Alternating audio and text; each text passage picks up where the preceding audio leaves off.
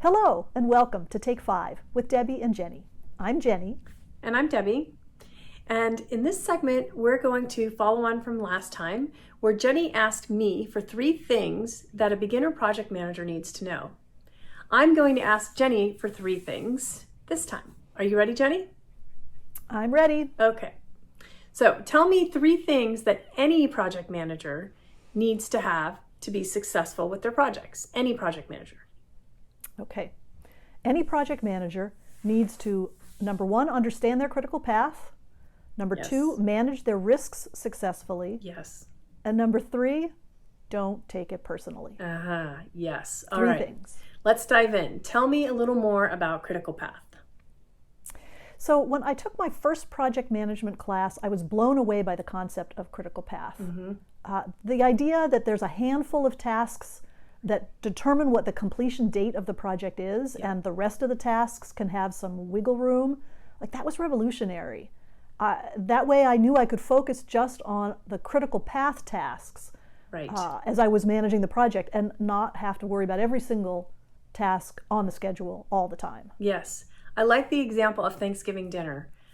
I would start the mashed potatoes because it's my favorite part, but really the critical path item is the turkey, the roasted turkey, right? You have to make sure that it's prepped for going in the oven. The oven's preheated, that you get it out on time, that you slice it, you rest it, all those fancy things that you have to do with a turkey that I've never done. But it's the thing that has to be done on time in order for you to sit down for your meal. It is the critical path item. You can do the other stuff while the turkey's roasting. Yep, that's right. So tell me a little bit about your second one, my favorite, managing risks. Managing risk. Yeah. So I think what distinguishes a good project manager from a great project manager is how she handles risks. I divide risk up into 3 buckets or 3 steps. First, what are all the things that could go wrong? Exhaustive list. Then second, filter that based on how likely and how big of an impact is each item. And then the third step, most important, is figure out what to do in case this risk comes true. What are your mitigation plans? So just to follow on to your turkey example, let's say you have a flaky oven and it's coming up on Thanksgiving. There's a high likelihood of the oven failing and a high impact of your turkey not being ready on time for your Thanksgiving table. So your mitigation plan might be pay attention every half hour, check the oven to make sure it's still working, and have pasta and sauce ready to go on the stovetop just in case the turkey doesn't get done. Yes. Or in my case, I have 1-800-PIZZA taped to the refrigerator, knowing that I probably will fail at the turkey. Yes, yes. Okay, now what about your third thing? Don't take it personally. I'm really interested to hear what you have to say about that one. Yeah, so this one took me a long time to master, and I still am working on it sometimes. My teammate not responding to my email is not because they don't like me, right? My manager not giving me the resources I ask for is not doing it to get me.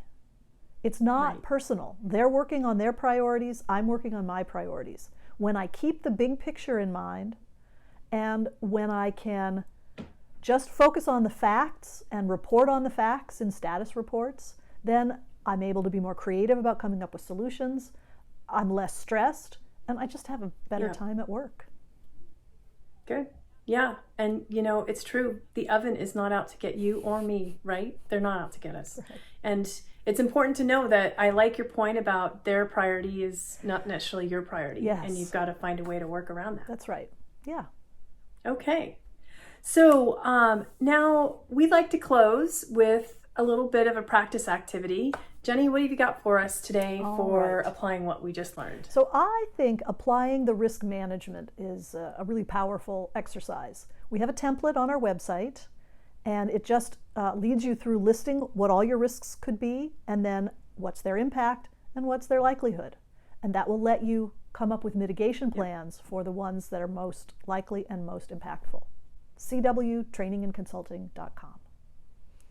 Great. So that's Jenny's 3 things. 1, be conscious of your critical path and manage it.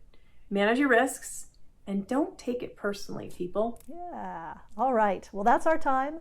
Thanks so much for joining us for Take 5. We'll see you next time.